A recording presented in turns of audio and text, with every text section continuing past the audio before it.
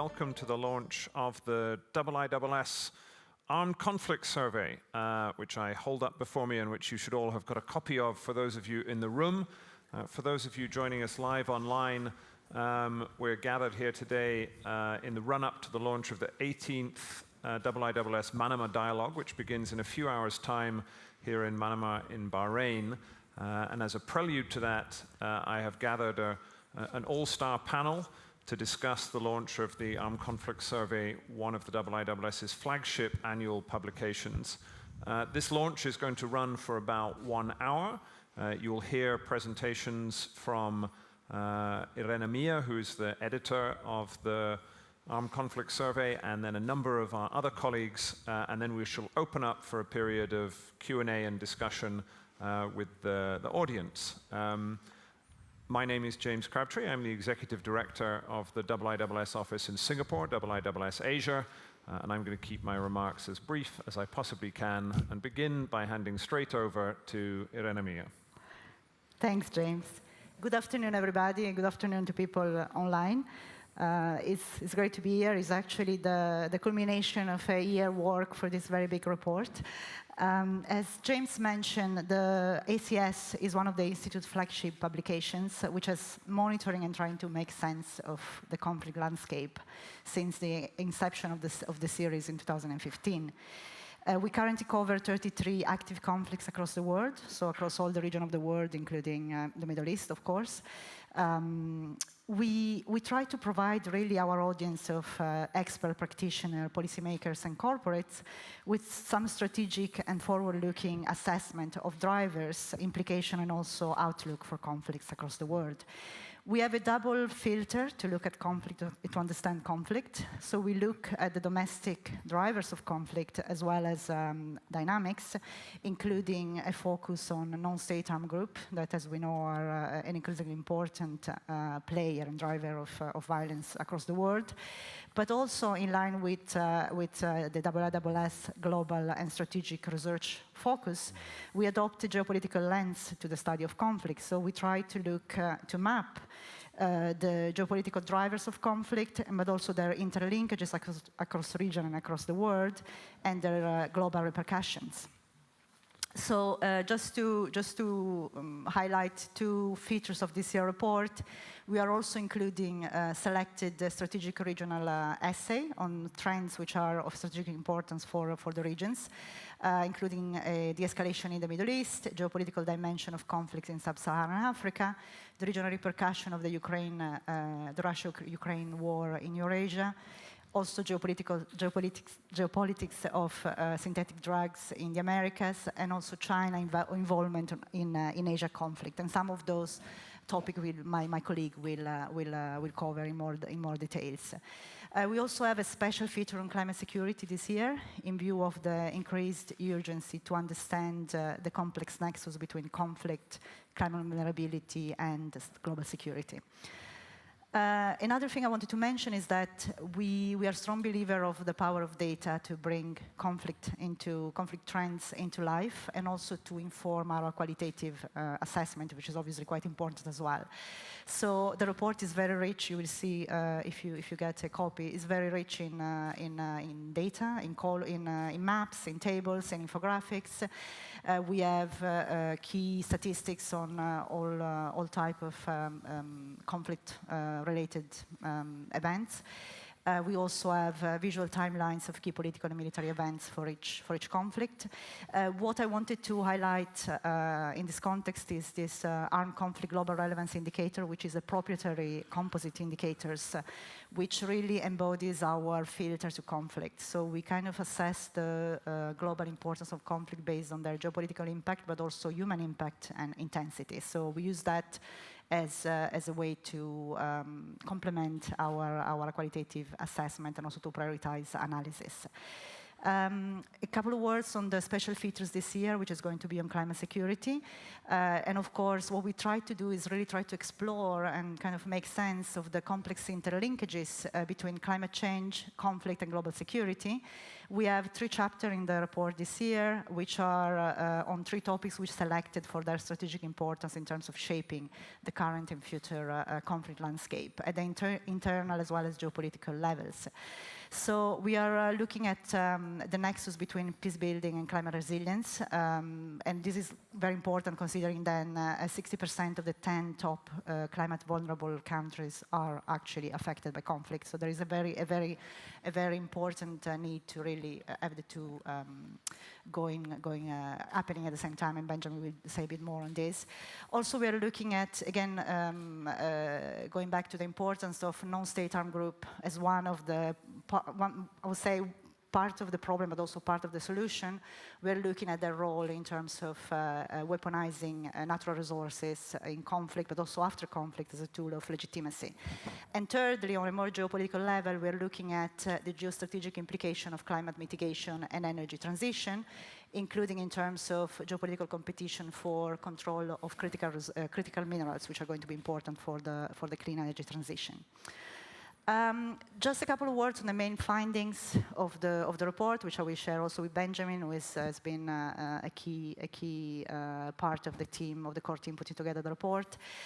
So the first trends I would highlight is really the fact that geopolitics is again a key driver of conflict.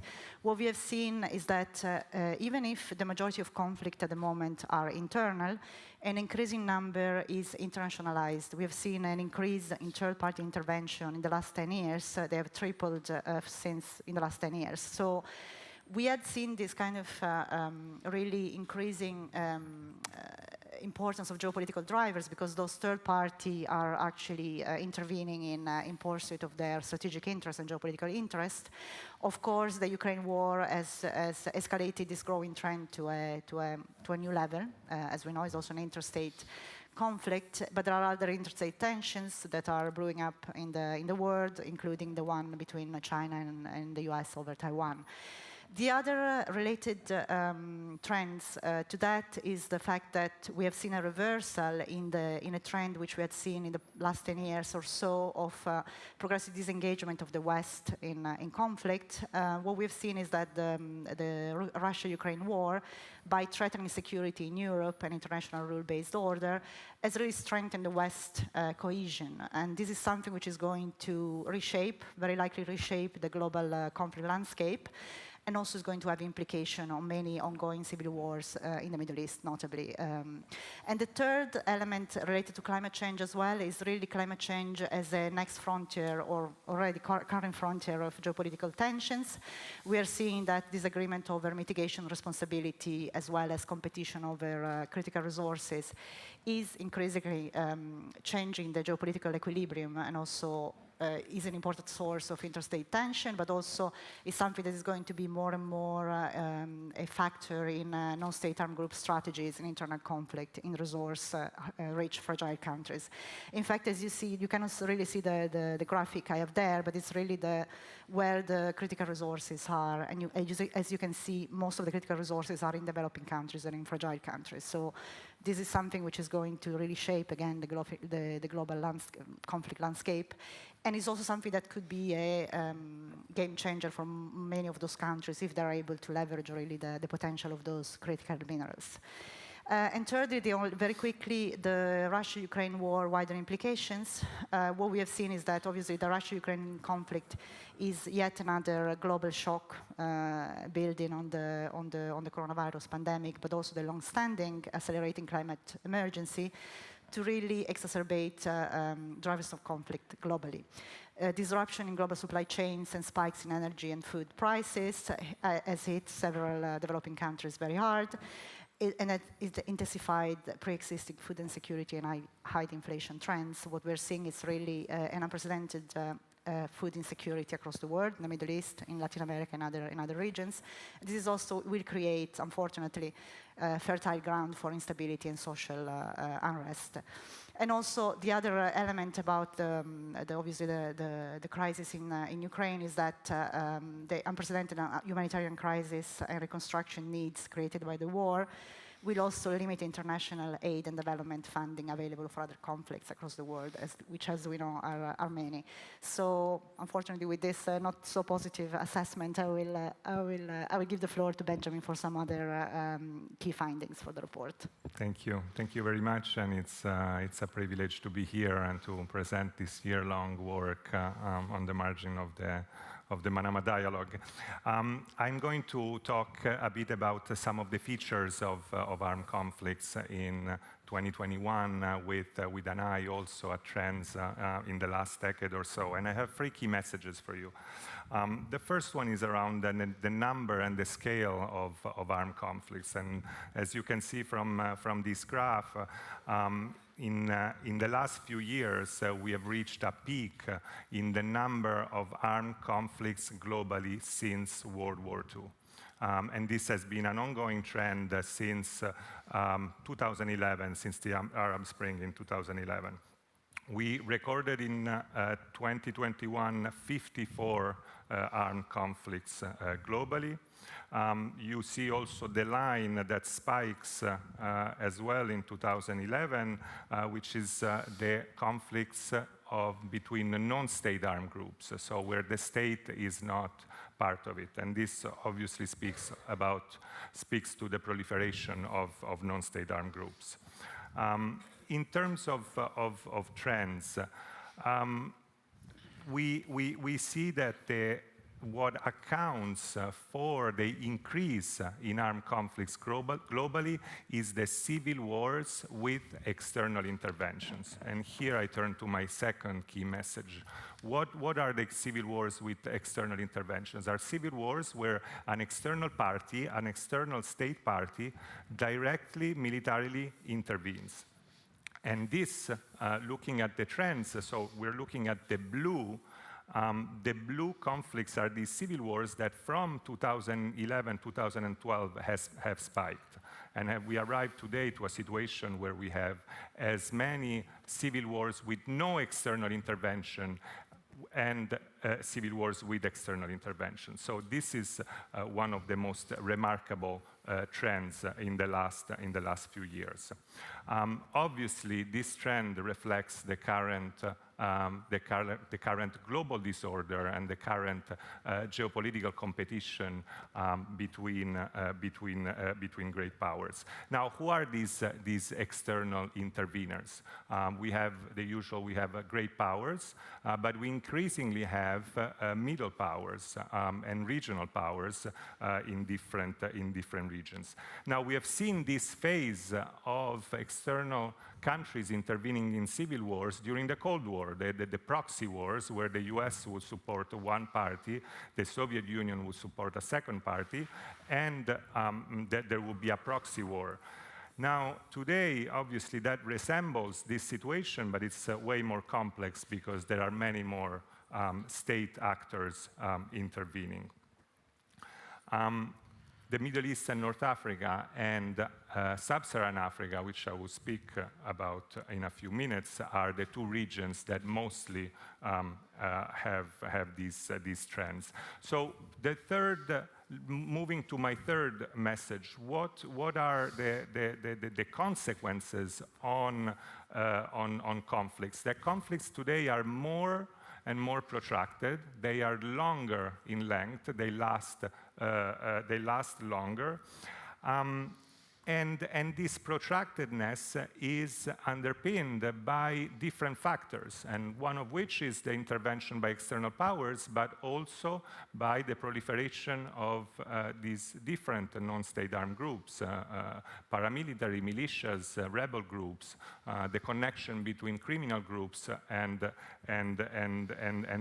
rebel groups. So there are dynamics that make conflicts more intractable as we define them, and so a set of, let's say, of policy implications. So if conflicts are more protracted, one reason is that there is less and less appetite for conflict resolution. There has been, in the last decade, a demise of the norms for conflict resolution and a weakened international system to to arrive at a resolution. We see more and more the UN Security Council being sort of like blocked into solving some of these conflicts. And we have seen a cooperation in the immediate aftermath of the Cold War, when actually was a very flourishing moment for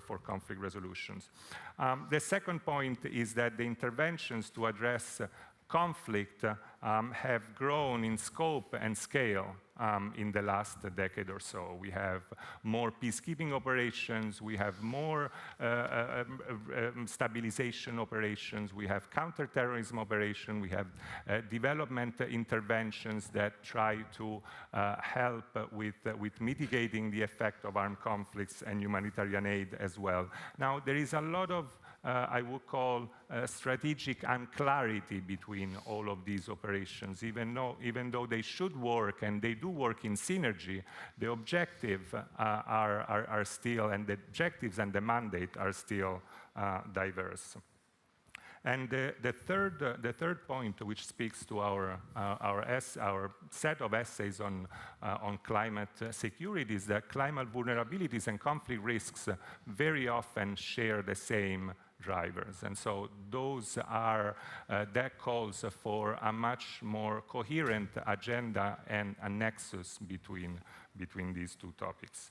I'll turn to Emile, and we will now have a more like regionally focused presentations. Thank you very much, and good afternoon to all. So who would have thought that the Middle East would see relative stability and de-escalation in the past 12 to 18 months? So I'm going to try to offer some context and explanation of the drivers that led to that. In fact, looking at numbers, casualties, displacement, etc., relatively speaking, the main conflicts in the MENA region have been less intense in the past year plus. We have seen de-escalation in Syria, Libya, and Yemen, the conflict that one would describe as civil wars with external intervention. And often this de-escalation on the ground has happened in parallel with regional de-escalation among the major regional powers, Iran, Turkey, Egypt, Saudi, the UAE. Now, while all this is welcome, it's important to assess properly what has happened and the potential of these ceasefires, these lulls, into turning into something more sustainable. These ceasefires have been primarily motivated by military stalemates in those countries, largely and also military fatigue among the various local warring sides. But also because of fatigue, frustration, and changing priorities among their major regional backers. So the pandemic has really helped some of the major players in the region think about how much they wanted to invest in those competitions. But they also looked at the battlefield and they asked themselves, to what extent can we really shape it? Can we win? We can perhaps have a position on those battlefields to be there if there is a potential for a settlement. But can anyone really win in Syria or Libya or Yemen? I think that's a fundamental change in mindset from where we were a decade ago. So that point to the limitations of these stalemates and ceasefire to turn into sustainable de-escalation, détente, and prospect for political settlement. What we haven't seen is in Yemen, Syria, and Libya, these lulls turning into or adding momentum to, for instance, UN-driven processes. There were attempts, and we certainly should be grateful that UN special envoys and others and diplomats in the region and so on have tried.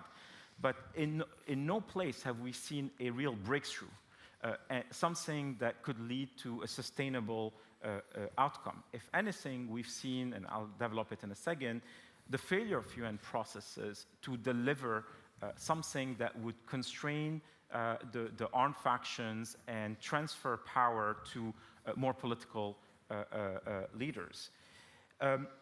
In part, that's because regional and international powers, once they reach a ceasefire or they decide to de-escalate, basically hand the difficult mission to the UN without necessarily the leverage and the muscle, and without the local parties being really committed to that. They often see those ceasefires as an opportunity to regroup, rethink their military objectives, and wait until new opportunities for military conquest arise. Like looking in a bit in more detail, look at Syria, for instance. The battle lines have largely stayed the same for the past year and a half. But right now, we're looking at the following questions. Will Turkey launch a new military intervention in the northeast? That looks more likely these days. We see greater instability in southern Syria, in part because the agreement in 2018 to stabilize northern Syria was never very solid, was not very well implemented. There was no real attempt at reconciliation and stabilization. And we see new forms of instability rising, most importantly, the narcotics trade from Syria into Jordan and then the rest of the Gulf.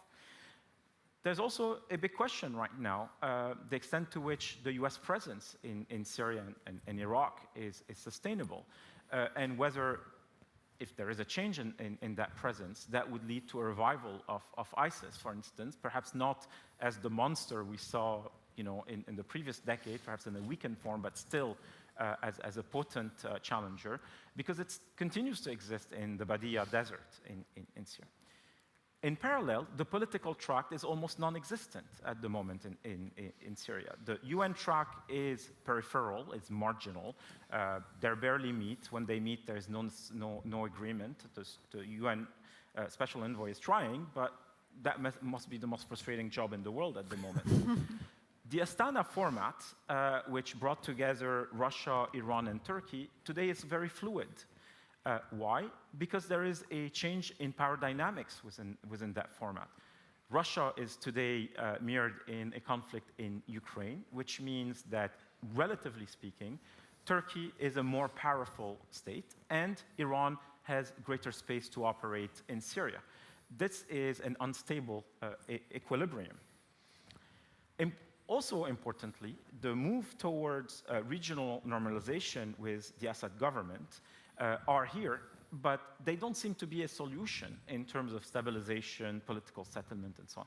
So this is a major conflict at the door of many Middle Eastern states, southern flank of Europe, and so on. And there's no sign that it is coming to an end. Yemen is another example. I think this year has been the least violent year in Yemen since 2014, when the Houthis took over Sana'a and then in 2015 started spreading. But just before that, early 2022, was one of the most intense moments of fighting in Yemen, because the Houthis had become very ambitious and wanted to take the central city of Ma'arib, which is really the last government holdout in this place. It is precisely because there was a massive fight for Ma'arib that the Houthis failed to win, that essentially that they've agreed to a ceasefire. That is also due to Saudi fatigue. They were willing to defend Ma'arib, but they're no longer willing to take the fight deep into Houthi territory, at least not at the moment. And also because the UN saw a window of tactical opportunity here, and it did a relatively good job. The problem is that in those 6 months, the Houthis in particular, but also others, have essentially prepared themselves for the next round of fighting. It may not be as intense, it may not be as nationwide, but it is certainly no formula for a political settlement. I'll end by saying that Libya is a good example of what happens when there is no political muscle, no real international, regional commitment towards a political solution.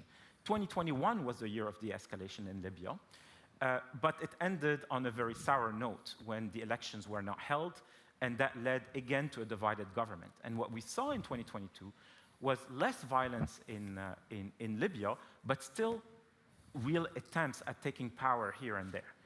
What we're dealing with in Libya, however, are weakened actors who cannot do what happened in 2019, 2020. But who knows, those weak actors can weaken even further, and then other actors could replace them with more ambition, more resources, and perhaps more external support. So the Middle East, we should be careful about being complacent when it comes to that. Obviously, the big fight these days is in Europe, but the potential for renewed large-scale violence in the Middle East is still there. Thank you.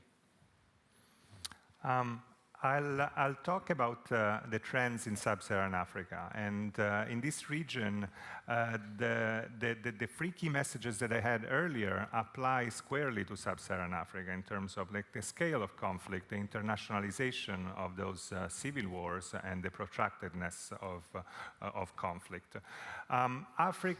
Conflicts in Africa, they skyrocketed around 2014. It is still the most conflict-affected region now in 2022. It has the highest number of fragile countries according to the World Bank and OECD. And in our armed conflict survey, there are 16 countries examined in the report. In the last 2 years, the region went through several military overthrows, especially in the in West Africa and the Sahel. And also, we need to mention the rise of the even more like the rise of terrorist and Islamist groups. By some measures, half of the Islamist terrorist incidents of the last 12 months have taken place in sub-Saharan Africa.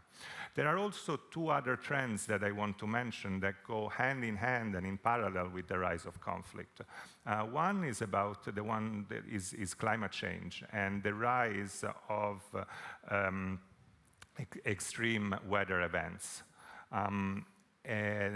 In terms of especially the alteration of patterns of rains, with more and more floods, with droughts like in the Horn of Africa, or floods like in South Sudan. So we see a pattern of economic disruption, economic and social disruption, that is a further enabler of armed conflict. And the second parallel trend is the resulting humanitarian impact from the conflict, from all the conflicts.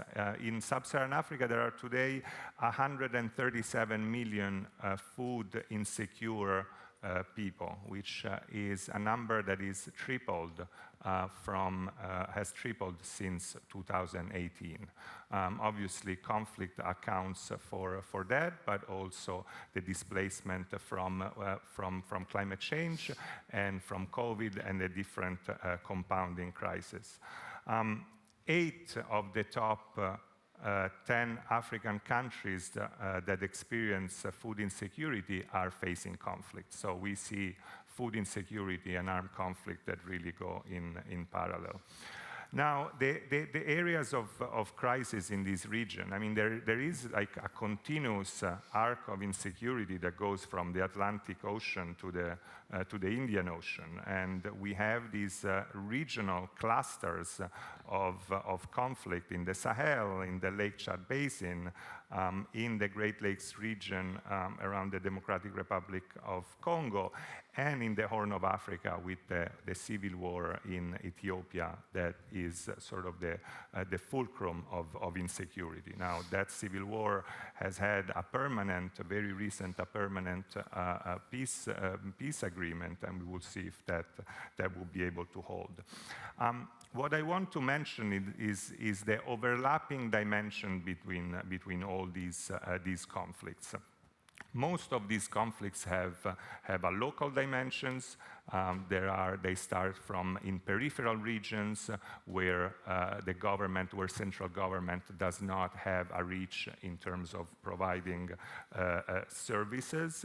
There are local grievances and there are identity-based conflicts. These are all sort of textbook cases that we know about. There is like a national dimension to many of these conflicts in terms of a crisis of legitimacy, a broken social contract. We see this in many of the Sahel countries, in Mali, in Burkina Faso, but also in Central African Republic, in South Sudan. There are, as I mentioned earlier, regional dimensions. There are increasingly interstate rivalries that we see in the Great Lakes region. There are rise of tensions and almost on the verge of conflict between the DRC and Rwanda. And there are transnational also elements in which terrorist groups, Islamist extremist groups, have penetrated many of the local grievances, and so there is a factual overlap between these conflicts. And then to conclude with the internationalization of many of these civil wars, and that's where then the geopolitical elements and the war, the Russia-Ukraine war, plays a role in this, where Russia is slowly and swiftly penetrating and strengthening alliances with several countries in the region. And so we have a reflection of the geopolitical competition on the continent in countries like Mali, Central African Republic, and Sudan. So this arc of insecurity has several dimensions, and these conflicts are very multifaceted. So they need multilateral responses, national solutions, and also very local responses. I'll stop there and I'll turn it to Nigel. Thank you very much, Benjamin. Good afternoon, everyone. At the launch of the Armed Conflict Survey a year ago, I offered the view that although we are approaching the 30th anniversary of the breakup of the Soviet Union in 1991, there was, nonetheless, no sense in which that region had become stable and peaceful. On the contrary, we can think of the breakup of the Soviet Union as a great geopolitical big bang, an explosion that sent hot, molten pieces of geopolitical matter, 15 of them, hurling out into the universe. And yet, 30 years on, they had not yet cooled and stabilized and formed an orderly solar system, as it were. Sadly, that prediction has been amply borne out by the events of the past year, which have been exceptionally turbulent for what, again, 30 years on, we still somehow call the post-Soviet state. There have been many examples of tensions and conflict within states and between states. And let me say something about three of the most important, which all, in slightly different ways, illustrate this point about the lack of stability and settledness after that great geopolitical Big Bang. The first, in the lower right part of the screen here, was the rumbling tensions between two Central Asian states, Tajikistan and Kyrgyzstan, which have flared up, caused dozens of deaths. And one of the most important reasons for this is that the border between them remains undemarcated. And this is part of a larger theme in the region. Borders which had been intra-state borders, separating Soviet republics in Soviet times, then became, after the geopolitical Big Bang, interstate borders, yet many of them are still not properly recognized by those states that are separated by them. And that remains a problem. The second is the conflict in the middle of the map there between Armenia and Azerbaijan. The origins of this conflict lie even further back. In late Soviet times, it was the first big conflict of that time to flare up in 1988. Again, it's ethnic in nature. It concerns inherited borders, in this case, centering on the Armenian ethnic enclave within Azerbaijan. And although the two countries fought what we now call the Second Nagorno-Karabakh War in 2020, that ended with a peace settlement, that ended with a ceasefire, but not a peace settlement. That has flared up again. And even in the past few months, we've seen escalations of that through incursions by Azerbaijani forces onto Armenian territory proper, an alarming escalation of that conflict that again remains emphatically unresolved. But of course, the third and most significant conflict in this region, indeed the defining conflict of this year, is Russia's war in Ukraine. And this, more than anything, reflects the refusal, in this case by Russia, to accept the verdict of 1991. It is, I would argue, a conflict that is qualitatively different from any other besetting the world at this point. It is the biggest war in Europe since 1945, certainly eclipses anything that happened in the Balkans in the 1990s, terrible though those wars were. Another way of thinking about it, it's the third major power conflict in Europe for a century, following the First World War and the Second World War. Now, Western countries are not yet fighting directly in this war, but they are assuredly participants in it, both in their support for Ukraine through military help and other forms of help, and also in the imposition of sanctions against Russia. And this reminds us that this is a war being fought, and that will be resolved, on two fronts. The first is on the battlefield by the military forces of Russia and Ukraine, and the second way it's being fought is on the home fronts of all the respective participants. And that is being conducted mostly by economic means. And I'll come back and say something about the economic dimension in a moment, because it's of global significance. And at this stage, and just to draw upon a remark that Irene made earlier, I think that everyone has been surprised, not least Vladimir Putin, by 9 months into this war, the unity and cohesion that the West, with major Asian partners, has demonstrated across national policies, across societies, and also, most remarkably and unprecedentedly, across substantial parts of the Western private sector that have not merely complied with state sanctions, but have voluntarily amplified them through unforced withdrawals of business relationships with Russia. That's an absolutely unprecedented development. It sets an interesting precedent for the future. Now, this war has already borne many of the bitter fruits of any terrible conflict. Over 200,000 people either killed or injured in this war, hundreds of billions of dollars of economic damage, over 6 million Ukrainians that have been displaced within the country, and another over 6 million that have been forced to flee overseas. But I think it's very, very important, in particular here, to emphasize the fact that this is a conflict of global and not merely regional significance. And that's for at least 3 reasons. And we can talk about these reasons being 3 Ps. And the first is the P of principles.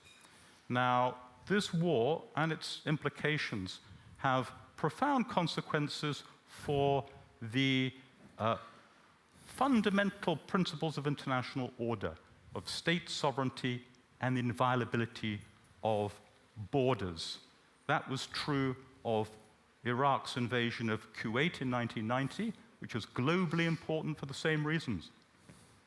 So what is going on, what's at stake in Europe now, has much larger implications for international order. The second P is prices, commodity prices, in particular oil and food, both of which have been affected, have raised as a consequence of this war so far. Now, that's good for some countries, the oil exporters. It's bad for the food importers. And that will, in turn, impose strains and possibly exacerbate conflicts in other parts of the world.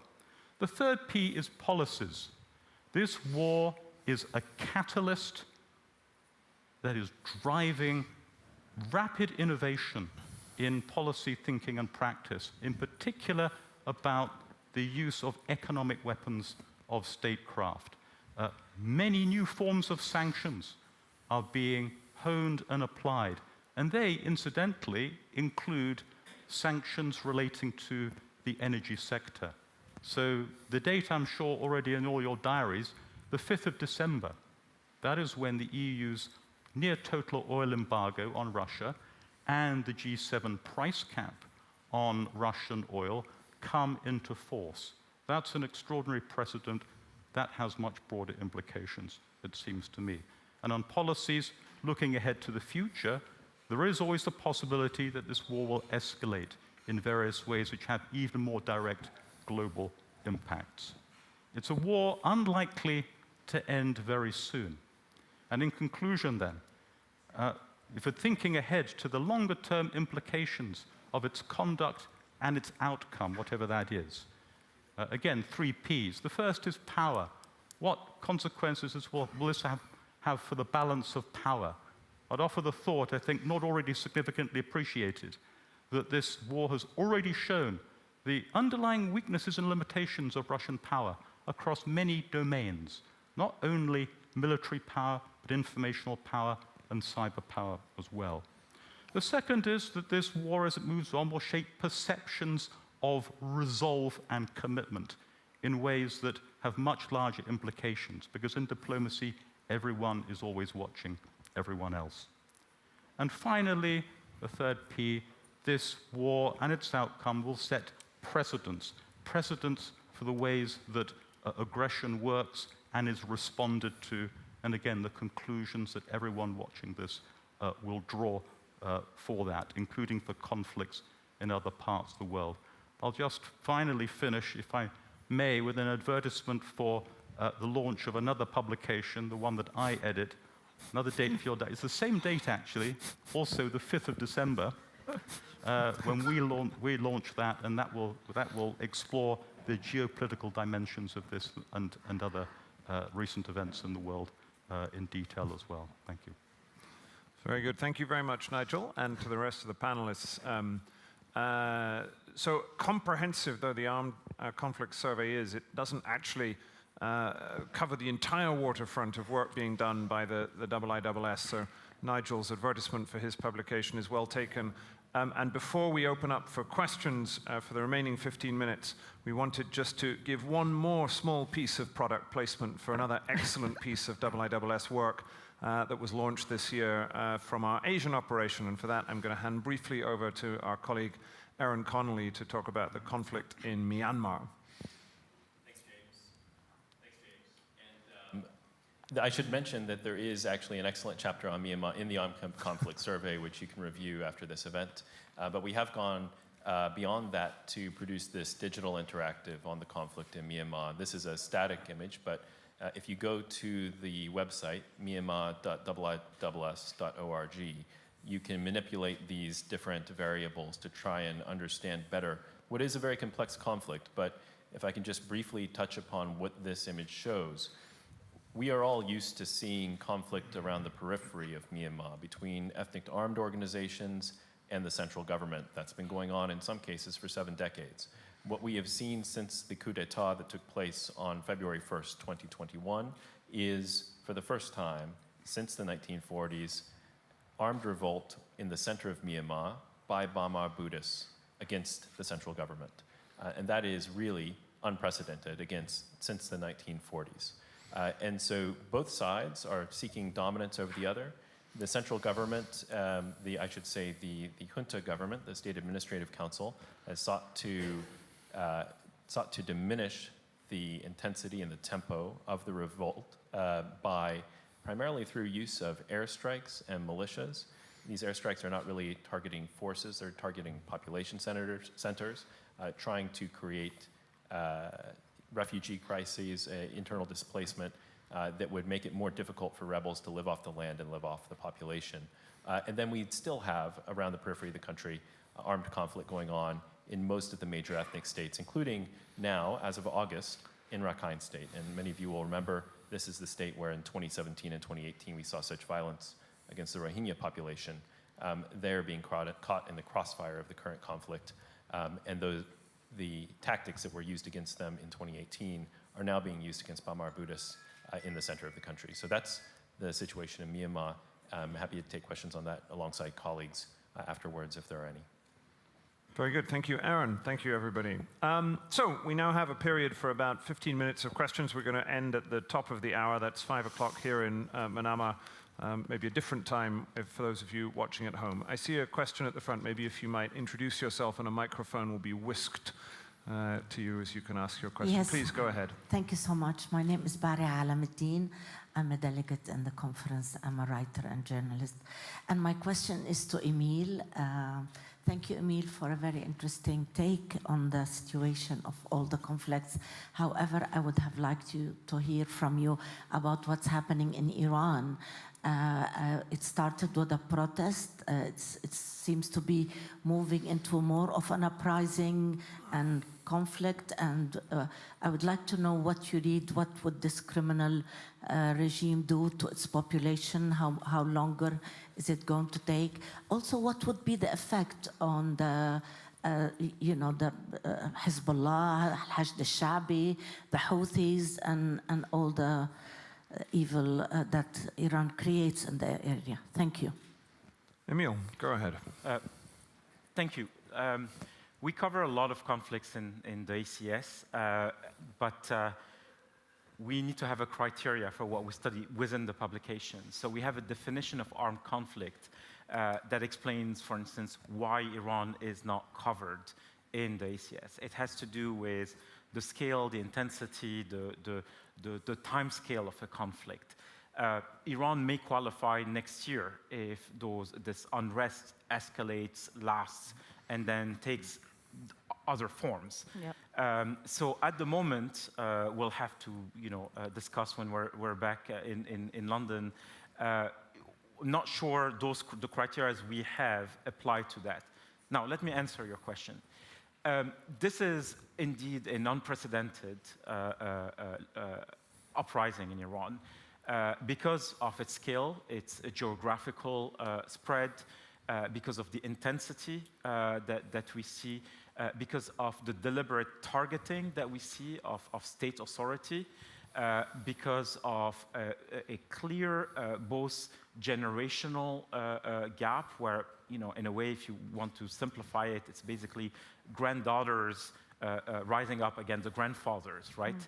That you see a very large segment of the population questioning some of the choices that their grandfathers essentially made in '79 and so on, and say our orientation is different. Now, what's interesting, Iran, when you want to look at history, has had 3 revolutions in the previous century. It's a vibrant, restless society. So one shouldn't be surprised that they're always questioning state authority, the limits of free speech, etc. What's happening right now is that in 1999, you had an uprising in the universities. In 2009, you had an uprising because of the election and real allegations of fraud there. Then, but that was like really focused on the electoral contest. From 2017 to 2019, it was perhaps like mostly a socio-economic driven uprising. Now, it seems like a broad-based ideological generational thing happening. And we see the build-up, essentially. All this is, it's cumulative, essentially. It starts small and it acquires more dimensions. What's relevant for us in the rest of the region is, as you say, what does it do to how Iran spreads influence in the region? Will Iran consider that they have to fight elsewhere to protect the core of the regime, or should they bring back focus at home and so on? My colleague John Rain and I may argue that actually Iran operates in the region at a low cost, and it is strategic, so we may not necessarily see a reduction in terms of Iranians' role. The second question, which I think is key, is we see a lot of unrest in the various ethnic communities in Iran, and that, although this has happened in the past, this is actually different. The Baluchis, the Kurds, and we see the Iranian system trying to push back. So it is very relevant. It will affect Iran's power. It may not necessarily affect the strategies, the willingness to do things. But there are so many other dimensions at play here. Regional de-escalation or not, greater convergence between Iran and Russia, sense of between the two that they have a similar purpose at this point. So, I wouldn't declare the end of, the Iranian system. It still has quite a lot in it. Thank you. Very good. Okay, lots of hands. So my colleague David Gordon, I will come to the center. We're not being totally biased towards the left, but David, do you want to go first? Thank you very, very much. My question is to Nigel. Could you give a sort of net assessment on where the Russia-Ukraine conflict is now?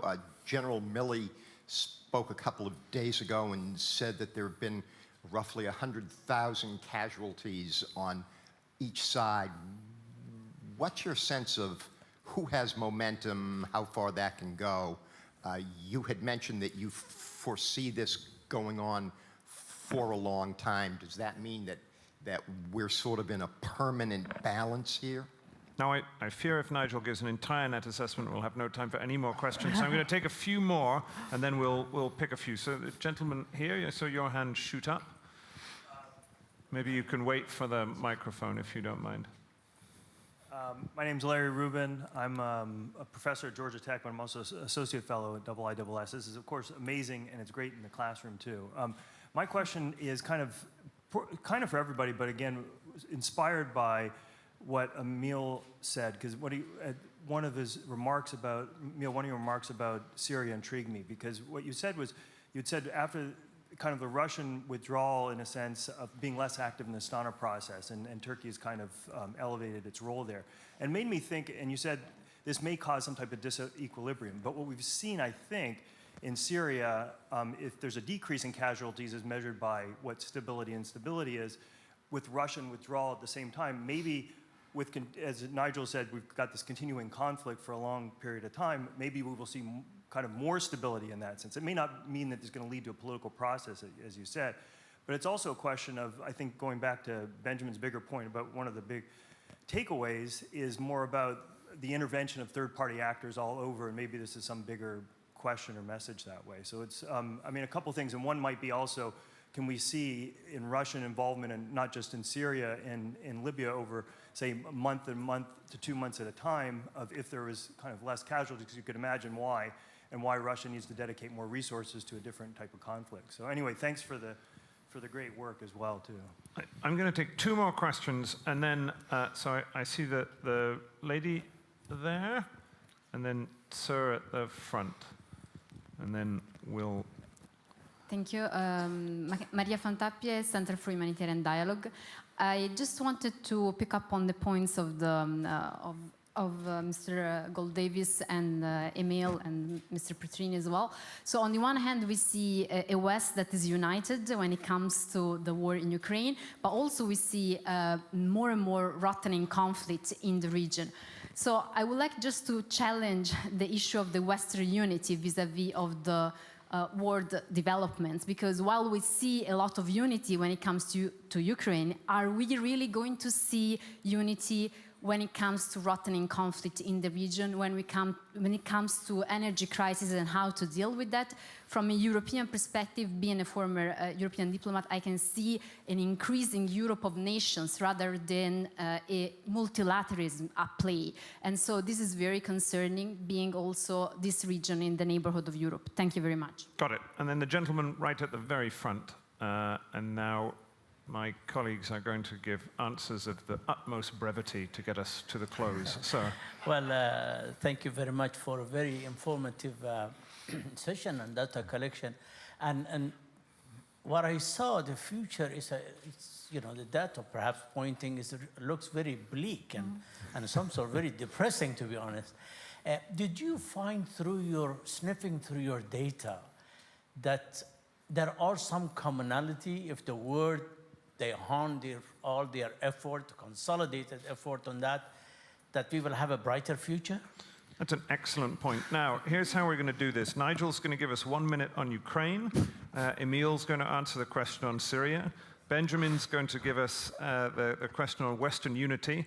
And then Irena's going to give us 1 minute on things to be optimistic for. Nigel. Yeah, and that assessment, well, how long do you have? Well, we have been 1 minute. 1 minute. Is how long you have. The clock is ticking.